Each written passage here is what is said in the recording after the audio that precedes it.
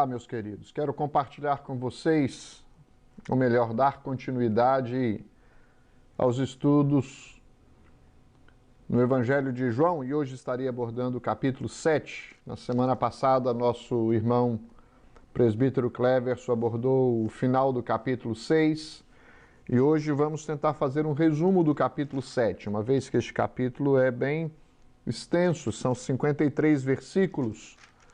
Nós vamos dar uma pincelada nas partes que compreendem todo esse capítulo, mas enfatizar de uma maneira mais, destacar um pouco mais o finalzinho que revela o que descreve Jesus como a água da vida, algo extremamente importante, relevante para o povo judeu e para todos os povos em todas as eras. Muito bem. Em primeiro lugar, é importante dizer, porque logo no início do capítulo a gente observa que Jesus andava pela Galileia e permaneceu ali por algum tempo, porque ele sabia que se voltasse para Jerusalém haveria uma forte perseguição contra ele. O texto diz que Jesus andava pela Galileia porque não desejava percorrer a Judéia, visto que os judeus procuravam matá-lo. Ora, a festa dos judeus, chamada da festa de tabernáculos, estava próxima. Havia 3 festas principais em Jerusalém: a festa da Páscoa, a festa do Pentecostes e também a festa dos tabernáculos. E esta festa dos tabernáculos é esta festa para a qual Jesus se aproxima, porque ele participava, ele era um cumpridor da lei, ele frequentava as festas religiosas. E ele ia, então, para a Galileia, ele ia para Jerusalém, ele permanecia nesta região, e em Jerusalém, então, para Jerusalém, ele ia para participar destas festas. A festa do tabernáculo relembrava a intervenção de Deus sobre o seu povo, intervenção poderosa, milagrosa, sempre mostrando os feitos do Senhor. Normalmente tem 3 aspectos esta festa do tabernáculo. Ajudava as pessoas a lembrarem coisas que foram feitas pelo Senhor no passado. Eles relembravam também as bênçãos presentes e também olhava para o futuro, as bênçãos que viria por meio do Messias. As bênçãos passadas eram relembradas através dos feitos ou dos milagres que Deus realizou para tirar o povo do cativeiro egípcio com mão forte. E as coisas que decorreram a partir dessa libertação são lembradas por eles com gratidão. Também eles relembravam as colheitas que faziam, prósperas e abençoadas na região, e também relembravam os feitos do Senhor em favor do seu povo através da manifestação ou da vinda do Messias, a promessa da vinda do Messias para redimir, resgatar e restaurar, salvar o seu povo, né? Os judeus nos dias de Jesus celebravam essa festa no final das colheitas para agradecer a Deus por essa provisão. E esse aspecto futuro é extremamente importante porque é uma festa que tem abordagem também escatológica, porque é a festa que aponta para a esperança que nós podemos ter da nossa redenção e quando poderemos ver o Senhor face a face, né? Então, esta festa dos tabernáculos era celebrada e lembrada também por Jesus. Jesus é o cumprimento, na verdade, desta festa, né? Tudo que descreve no Evangelho de João, como já foi bem mencionado aqui, é descrito para enfatizar a pessoa de Jesus, a obra de Jesus, o que ele fez, a identidade de Jesus, a essência de Jesus, ou seja, a humanidade e a divindade de Jesus. E essas coisas são bem destacadas e enfatizadas nestas passagens. Sempre quando nós olhamos no Evangelho de João, Jesus se manifesta como como aquele em quem se pode encontrar socorro, né? Ele diz que é o pão da vida, ele diz que é a porta por meio da qual nós entramos, ele é a água da vida, né? Então é aqui nesse capítulo que nós vamos destacar Jesus como a água da vida. Os judeus, nessas festas, tanto a Páscoa, o Pentecoste e o Tabernáculo, essas festas eram celebradas apontando, obviamente, para a pessoa de Cristo Jesus, aquele que sempre nos encoraja, né, e nos resgata e nos redime, né? Ele é o Cordeiro de Deus que tira o pecado do mundo, ele é a água da vida, ele é o nosso libertador, né? Existem nesse texto, nesse capítulo propriamente dito, três partes. Uma parte que antecede a festa, uma parte no meio da festa e uma parte que sucede à festa. E nós vamos destacar algumas coisas. Em primeiro lugar, nos primeiros capítulos, no capítulo de número 1 até o capítulo 3, nós podemos destacar algumas coisas que são relevantes para a nossa edificação, como toda palavra, obviamente, sempre é. Em primeiro lugar, nós observamos aqui a incredulidade dos irmãos de Jesus, que é destacada nessa passagem. Os versículos 3 a 5 diz assim: Dirigiam-se, pois, a ele os seus irmãos e lhe disseram: Deixa este lugar e vai para a Judeia, para que também os teus discípulos vejam as obras que fazes. Porque ninguém há que procure ser conhecido em público e, contudo, realiza seus feitos em oculto. Se fazes essas coisas, manifesta-te ao mundo, pois nem mesmo seus irmãos criam nele. Ora, José e Maria tiveram outros filhos, obviamente, né? São chamados de meio-irmãos de Jesus, e eles não, aqui o texto diz que eles não criam em Jesus, né? Eles não acreditavam no Senhor, não acreditavam, embora já tivessem percebido que as suas afirmações e as suas obras não eram de um homem comum, ou seja, era de alguém que era revestido de poder, era alguém especial. E era interessante que parecia inaceitável que alguém que tivesse a certeza de ser o Messias permanecesse no anonimato, né? O verso de número 5 diz assim, o verso de número 6 diz assim: Contudo, realiza, porque ninguém há que procure ser conhecido em público e, contudo, realiza os seus feitos em oculto. Ou seja, os irmãos de Jesus queriam que ele fizesse uma demonstração, mas essa demonstração, obviamente, demonstração de quem ele era, mas essa demonstração desejo dessa demonstração era motivado por motivos pertinentes a eles mesmos, né? Corruptos, ao invés de simplesmente quererem declarar uma fé genuína no Senhor. Eles estavam, os irmãos de Jesus, subindo para Jerusalém para comemorar a festa religiosa, mas não aceitavam o próprio Messias. E havia, obviamente, uma incoerência ali.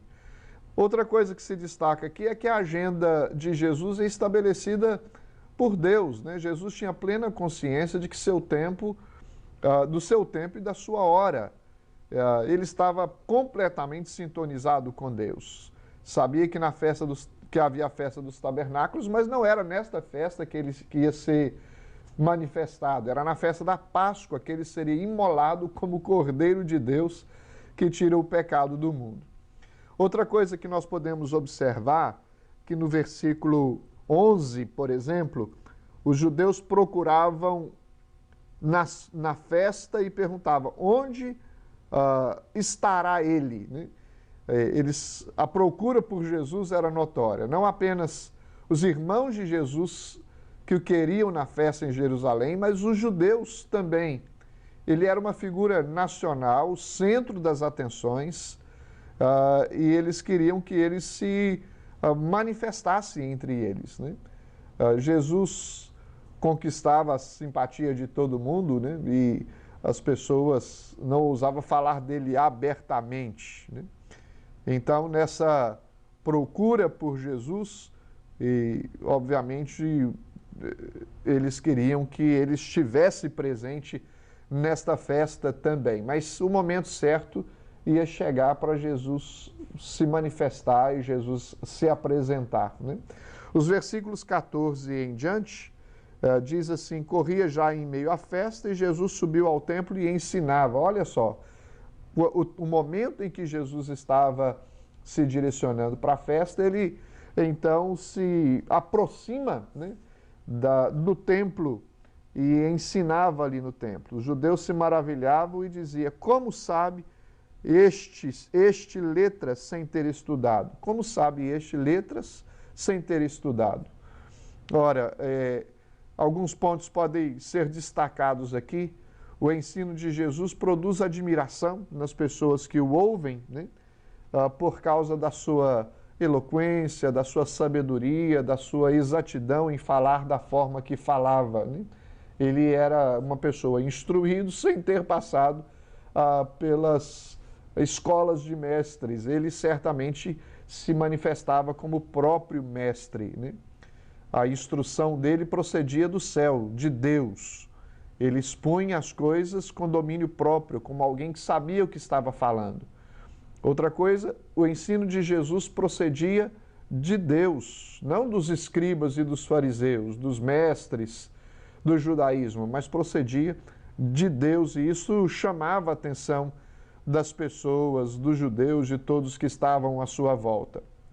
O ensino de Jesus acusa os judeus de desobedecerem à lei. É interessante porque Jesus está no ápice de tudo que estava sendo levantado ali, eles, até mesmo das crises, das críticas que eram levantadas nas discussões entre os judeus, e eles perseguiam Jesus, chegaram a ponto de querer matá-lo, simplesmente porque Jesus curou um paralítico no sábado. E ao quererem matar Jesus por realizar esse milagre no sábado, Jesus estava dizendo que eles estavam longe de serem cuidadosos e zelosos com a lei, porque na verdade estavam desrespeitando a lei. Porque a circuncisão, meus irmãos, na lei de Moisés permitia que um homem fosse circuncidado num sábado, mas não permitia que então um homem fosse curado no sábado. O que isso tem a ver? Qual a explicação disso? A ideia é que a circuncisão, ela tem um símbolo de aperfeiçoamento. Um membro do corpo é aperfeiçoado. E agora, como que eles iam negar uma atitude que simbolizava uma cura, um aperfeiçoamento do corpo todo? Havia incoerência entre eles nessa colocação, obviamente. Então, Jesus acusa os judeus de não conhecerem a Deus. Se você observar os versos de número 25 em diante, diz assim: não é este aquele a quem procura matar? Dizia alguns de Jerusalém.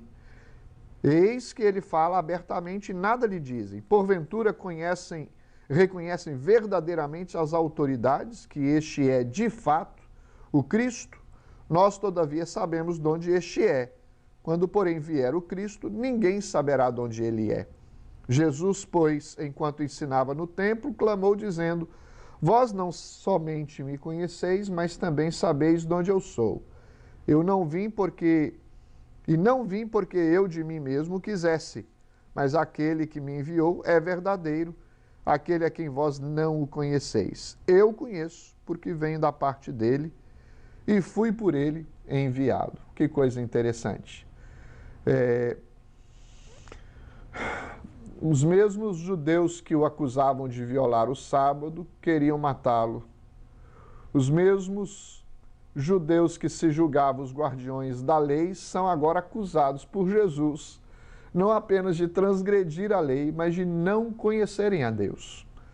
Olha que coisa interessante, né? E o Senhor começa a descrever nos versículos seguintes, a partir do versículo 30, que o ensino de Jesus levanta a fúria dos judeus, quando ele fala claramente que eles não cumpriam a lei, que eles não conheciam a Deus. Obviamente, os ânimos deles se alteraram e eles se enfureceram. Olha o verso de número 30 para vocês verem. Então procuravam prendê-lo, mas ninguém podia lhes Ninguém lhe pôs a mão, porque ainda não era chegada a sua hora. E, contudo, muitos de entre a multidão creram nele e dizia: quando vier o Cristo, fará porventura maiores sinais do que este homem tem feito? Os fariseus, ouvindo a multidão murmurar estas coisas a respeito dele, juntamente com os principais sacerdotes, enviaram guardas para o prenderem. Ora, os guardas jamais poderiam prendê-lo porque não era ainda chegada a hora do Senhor, né? E Jesus ensina, o ensino de Jesus mostra que a oportunidade para recebê-lo podia ser perdida, né? Jesus estava ensinando, eles deviam dar ouvidos à voz do Senhor, eles estavam focando em outra coisa, queriam perseguir e prender a Jesus, ao invés de aproveitar a oportunidade para se arrependerem e crerem em Cristo Jesus. Os versos 33 a 36 diz assim: disse-lhe Jesus: ainda por um pouco de tempo estou convosco, e depois irei para junto daquele que me enviou. A vez de procurar-me, não me achareis, também aonde eu estou, vós não podeis ir. Disseram, pois, os judeus uns aos outros: para onde irá este, que não o possamos achar? Irá, porventura, para a dispersão entre os gregos, com o fim de os ensinar? Que significa, de fato, o que ele diz? A vez de procurar-me, não me achareis, também aonde eu estou, não podeis ir. Ora, o ensino de Jesus mostra que eles podiam perder essa oportunidade de conhecer o Senhor, porque o Senhor Jesus não estaria entre eles em breve, né? Jesus permaneceria por um pouco de tempo, mas regressaria ao Pai. Obviamente que ele estava falando a respeito da sua ascensão. Ora, meus queridos, eu queria enfatizar toda esta mensagem do capítulo 7 no final, nos versos que compreendem os versos 37 a 53, que os versículos 37 a 53 relatam as palavras de Jesus como aquele de quem fluiria a água da vida, né? Aquele de quem nós nos aproximássemos, poderíamos beber da água da vida. No último dia da festa dos tabernáculos, Jesus se apresenta aos judeus nesse dia, dizendo que se alguém tem sede, vem a mim e beba. O capítulo 7 fala de Jesus como a água da vida. Por isso que Jesus diz no verso 37, se alguém tem sede, venha a mim e beba. Vamos destacar com um pouco mais de detalhe todos esses versículos 37 até o 53 para a nossa edificação. Primeiro, quero enfatizar o fato de que havia 7 dias de festas regulares. O povo habitava em tendas, trazia suas ofertas e levava a água do poço de Siloé diante do altar do sacrifício no templo. E essa festa encerrava o ciclo das festividades anuais. E em todos os 7 dias da festa, um sacerdote enchia uma jarra de ouro com água do tanque de Siloé, acompanhado de uma solene procissão, voltava ao templo em meio ao toque de trombetas e aos gritos das alegres multidões e derramava água sobre o altar. O 7º dia era o ápice de toda esta festa. Todas as coisas que aconteceram ali chegavam ao seu clímax. E aqui no 7º dia, o último dia, o auge da festa, o sacerdote, acompanhado pela multidão, ao som de trombeta, fazia toda essa procissão de tanque, né? Procissão até o tanque de Siloé, ou do tanque de Siloé até o templo, por 7 vezes. E Jesus coloca-se no meio deles quando eles estão realizando toda essa procissão. No último dia da festa, o dia mais importante, e ele exclama: se alguém tem sede, vem a mim e beba. Como diz as Escrituras, rios de água viva correrão do interior daquele que crê em mim. Jesus é a rocha ferida da qual brota a água viva. Jesus é a água da vida. Ele é o manancial das águas vivas.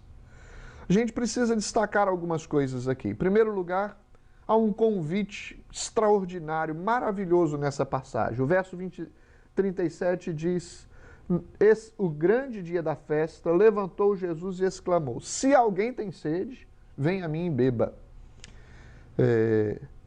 A profecia apontava para ele, para Jesus, quando dizia em Isaías 55, verso 1, ó vós, todos os que tendes sede, vinde às águas, e vós que não tendes dinheiro, vinde, comprai e comei, vinde e comprai vinho e leite, sem dinheiro e sem custo.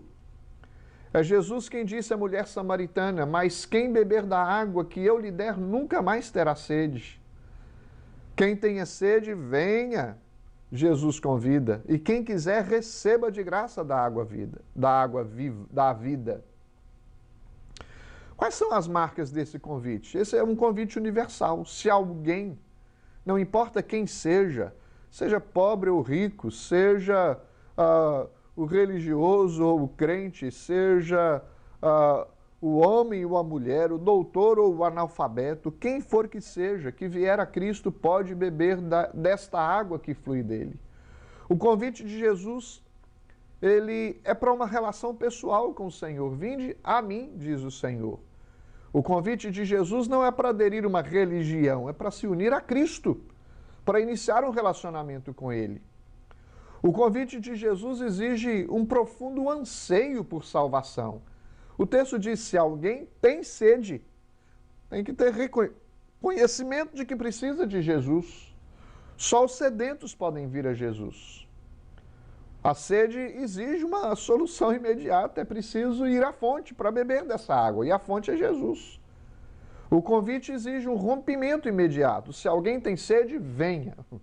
Abandona as coisas que você estava fazendo outrora e venha. Coloque a prioridade da sua vida, me seguir, diz o Senhor. Ninguém é um crente natural, ele precisa conhecer a Cristo e vir a Cristo e buscar a Cristo. Quem não está com Cristo está fora de Cristo. Muitas pessoas não decidem por Cristo e essa é uma decisão triste da vida deles.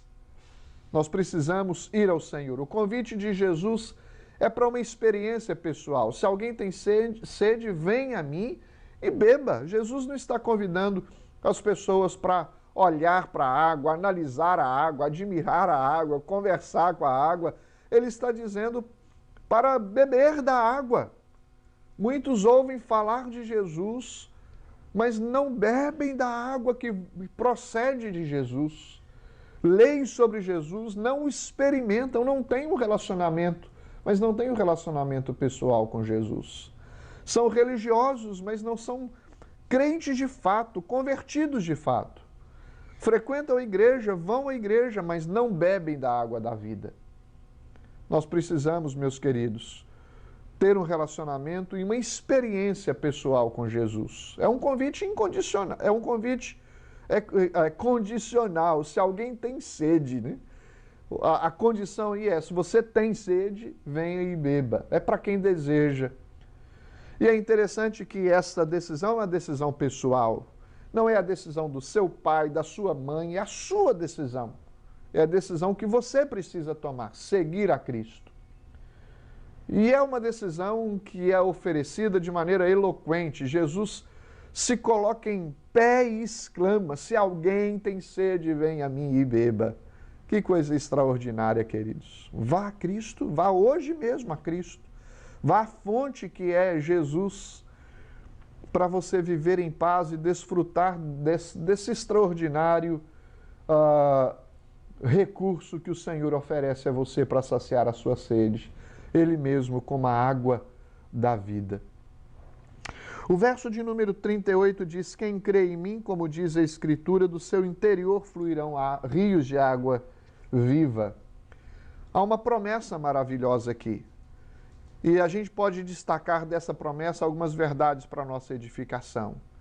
Jesus oferece água pura.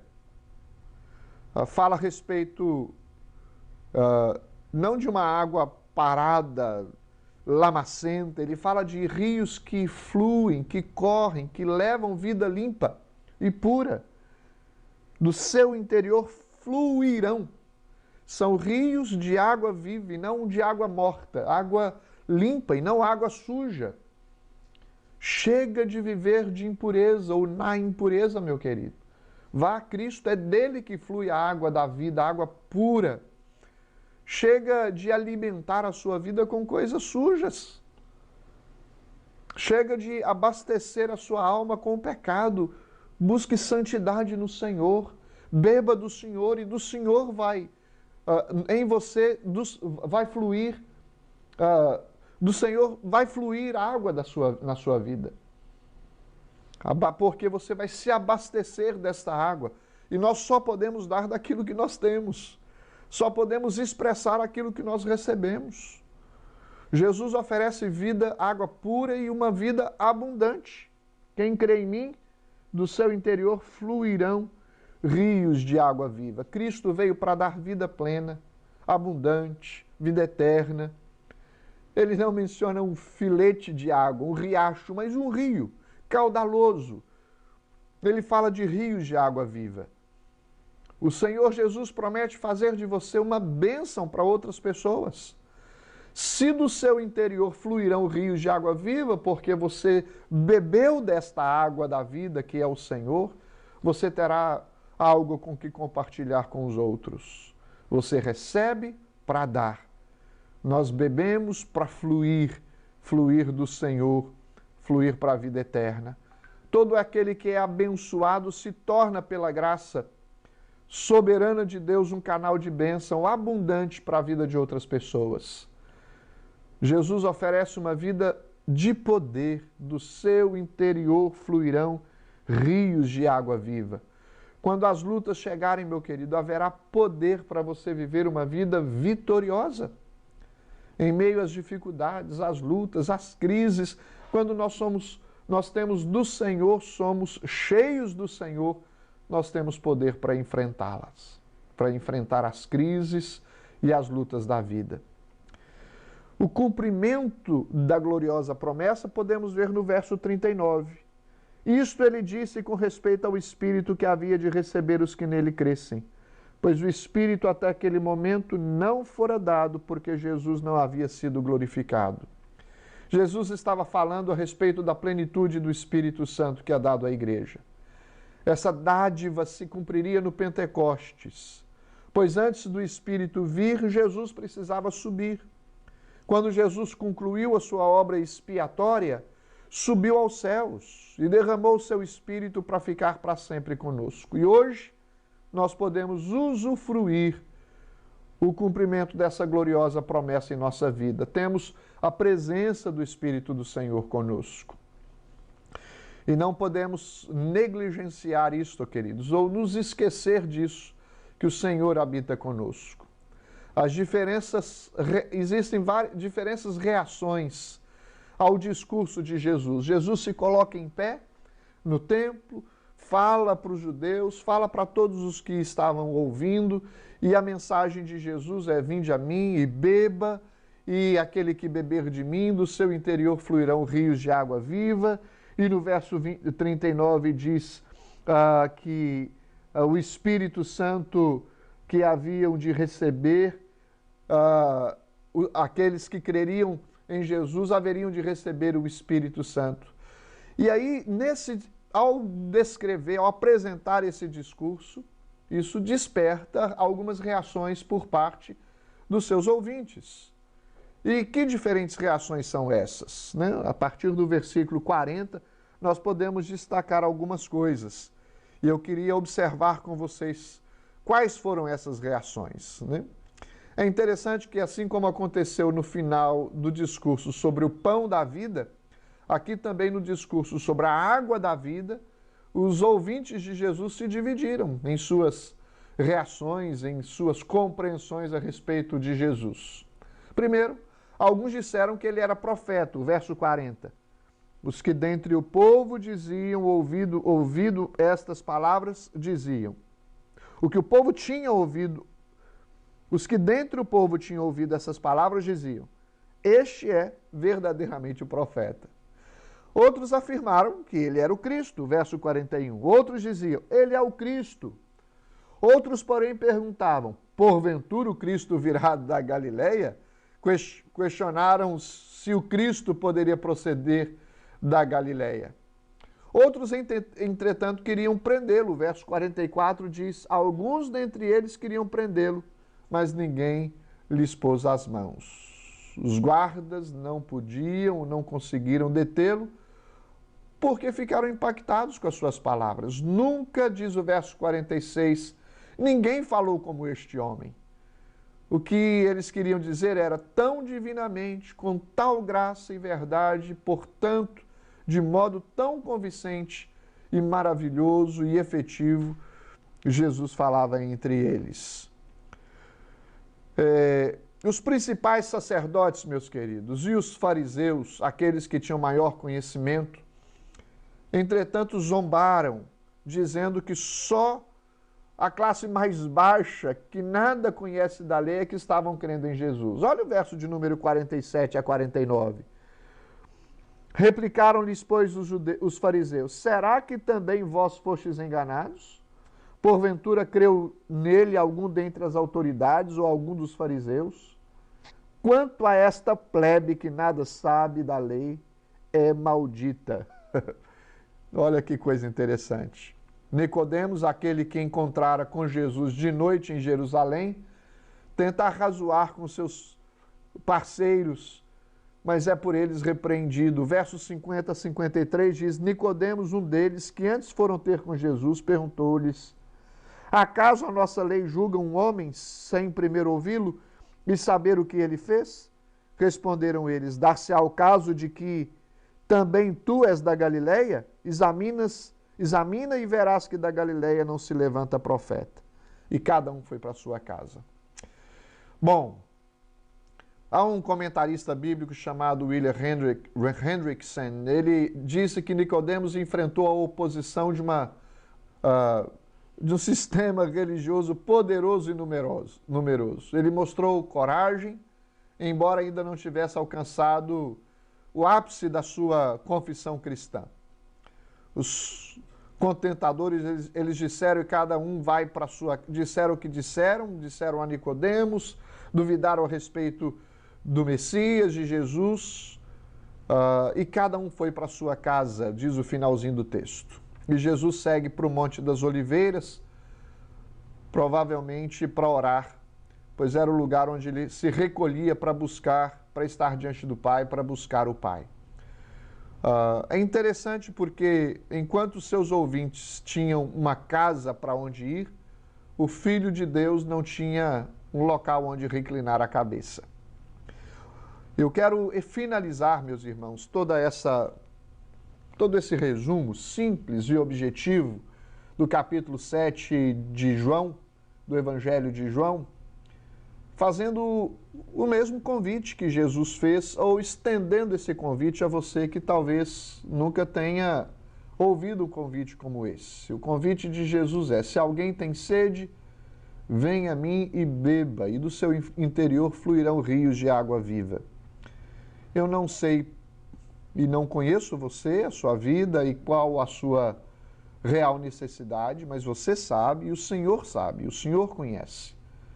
E o meu encorajamento para você é: não busque saciar a sua sede em qualquer outra fonte que não seja o Senhor Jesus. É dele que procede a água viva, a água da vida que nos sacia eternamente, nos dá vida eterna. Ele é o Senhor que se coloca diante de nós para nele crermos e dele recebermos toda a virtude que procede dele.